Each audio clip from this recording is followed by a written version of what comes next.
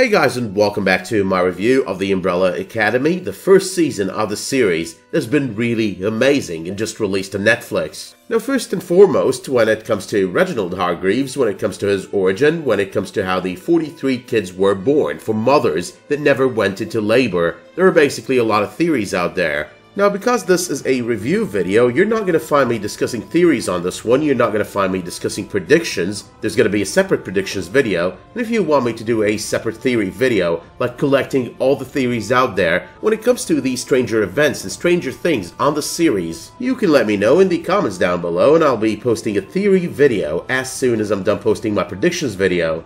That being said though, I might make a prediction or two over the course of this video, but in the end this is about a review and a statement of opinion that I'm going to be making at the end of the video. But for the time being, let's focus on the bigger and major points when it comes to this season. And number one. So first and foremost, I'm sure by now all of us know, those who read the comics and those who don't, that The Umbrella Academy is based on the same title published by Dark Horse Comics. The comic books so far have presented us with 2 complete arcs and is working on presenting us with the final issues of the 3rd arc. The first 2 arcs, titled Apocalypse Suite and Dallas respectively, were composed of 6 issues each. The 3rd arc, on the other hand, is going to have a total of 7 issues to its name and is titled Hotel Oblivion. The first season of the series had inspiration from the first 2 arcs majorly, a little bit out of the 3rd, but majorly out of the first 2, and out of the 2, the bigger inspiration, the bigger impact was out of the first one.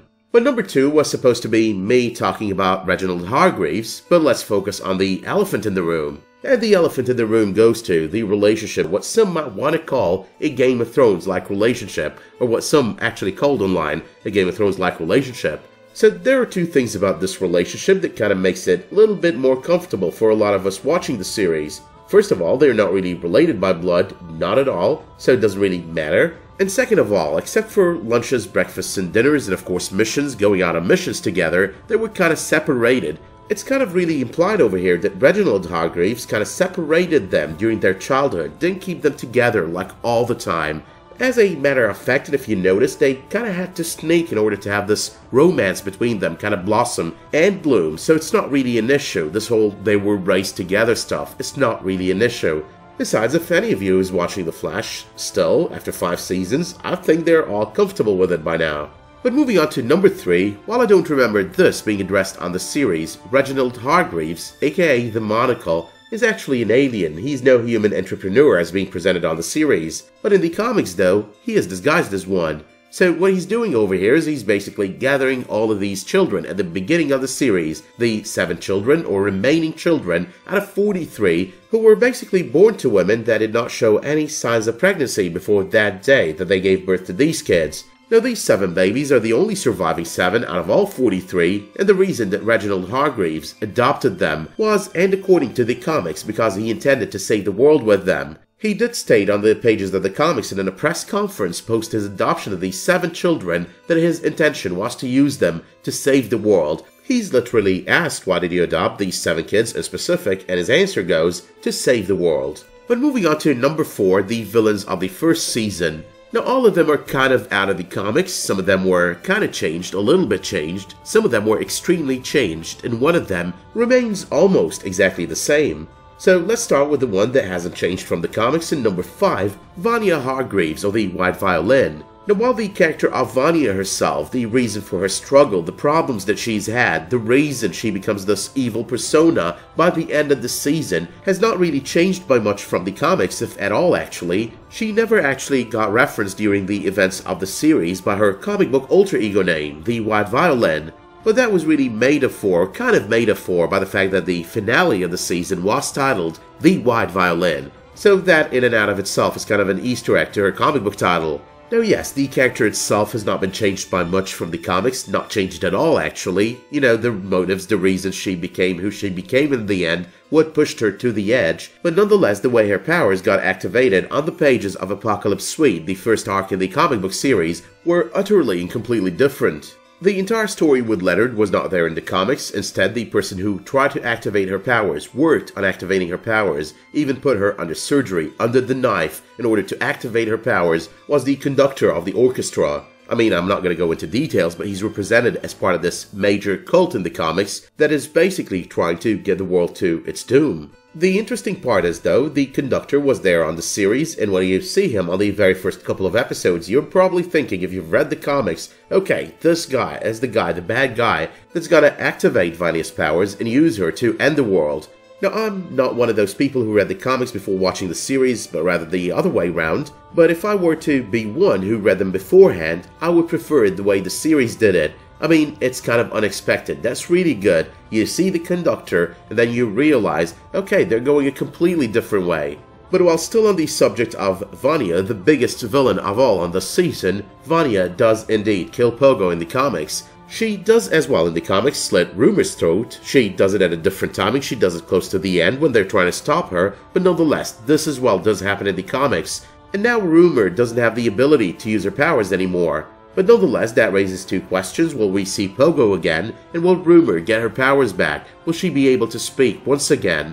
If they do go by the comics, then my answers are yes, and yes, I do expect that we're going to be seeing Pogo again, and I do expect that Rumour is going to have her voice again, and hence she's going to be able to basically use her powers. Rumour here being Allison, or number 3 by the way. Gonna be talking though about the how and the when I talk predictions. For the time being, let's move on to number 6. The second villain, or shall we call them villains, duo of villains on the season, Hazel and Cha-Cha. Now Hazel and Cha-Cha pretty much remain partially unchanged from the comic book version to the television version. Only in the comics we never actually see their faces. Hazel and Cha-Cha are more serious about their jobs and are not as bored with their jobs. But the funny part is, as part of this time-traveling agency on the series, they're kind of bored with their jobs, which is kind of funny because it's basically a different take on everything that we see in all other series involving time travel. When you talk time travel in any other series, not only the people watching the series, the audience, the viewers are excited, but also the characters within the series. Ooh, time travel! But this one, though, kind of presented us with a different approach. Oh, we're so bored of this, time travel or not, we're so bored of this. Now, I personally like this deviation. I do like the fact that they had a totally different approach at addressing this, and I did love the way that they kind of changed it all, because in the comics, it's kind of very limited.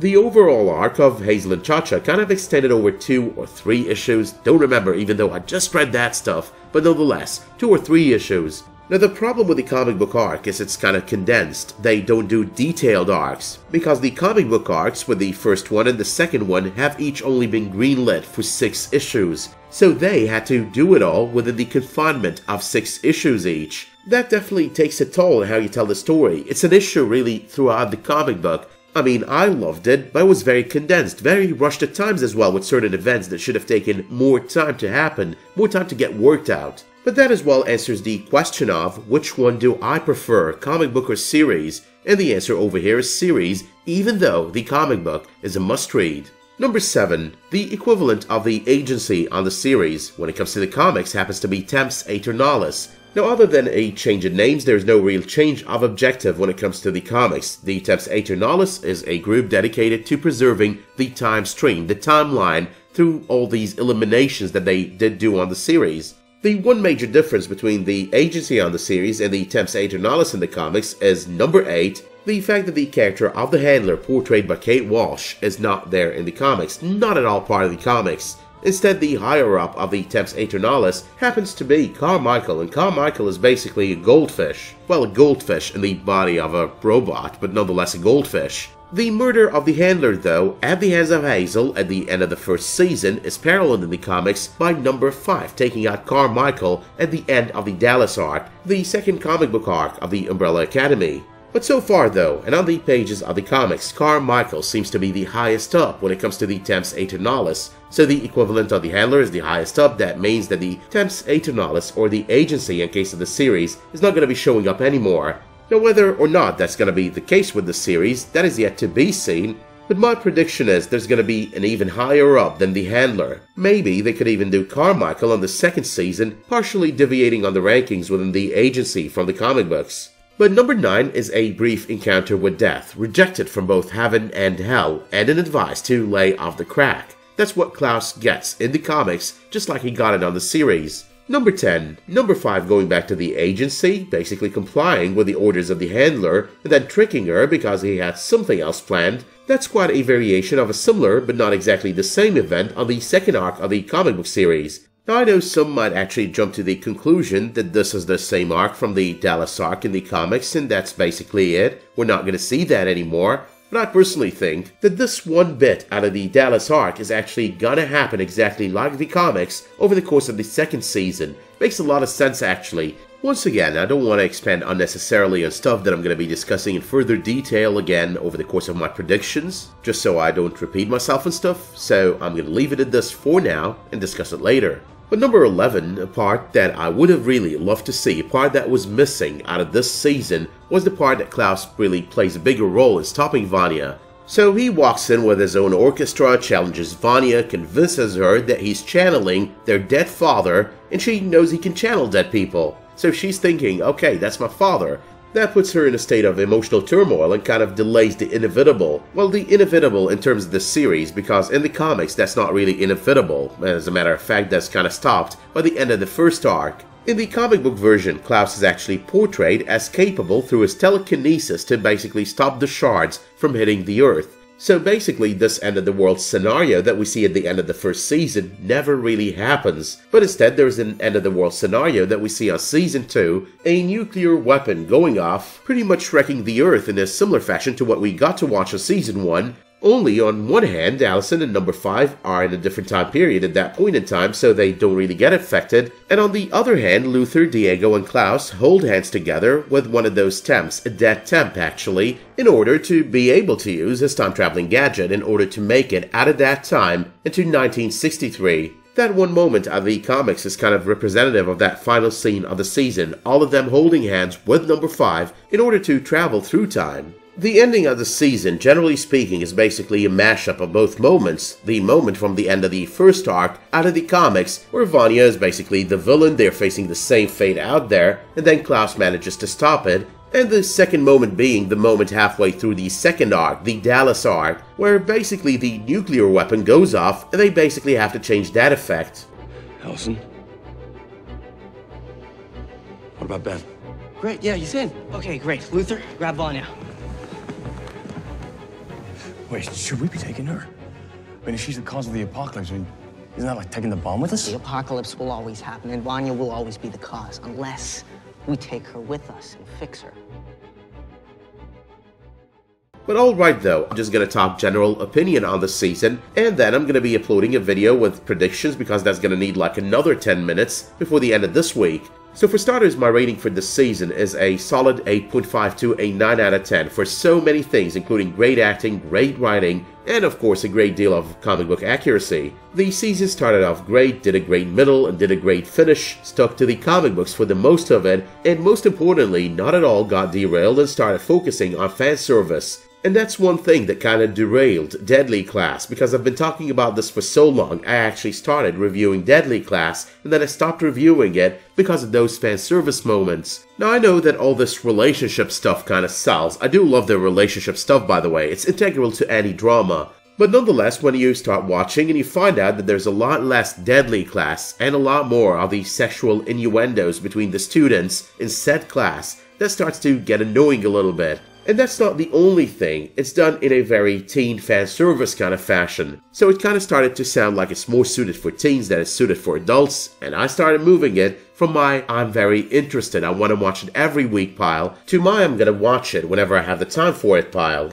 But to get to the reason of this comparison, all these mistakes are basically mistakes that the Umbrella Academy didn't fall for. And that's one of the most amazing things about this series. It never really cared for fan service, but rather cared for presenting us with a story and making us love it no matter what. And for that, I sure hope we get a second season. But I'm pretty sure you're not going to wait until the second season comes out before you let me know in the comments if you did like the first season. You won't wait as well until then to let me know what your predictions are for the second season. And you definitely won't wait to let me know if you like this video by dropping it a like, subscribing to this channel, and enabling notifications for my future videos, community posts, and live streams. Seriously, don't wait. Until the next time though you tune in for another one of my videos, The Umbrella Academy or otherwise, thank you so much for tuning in to this review, and have a great day.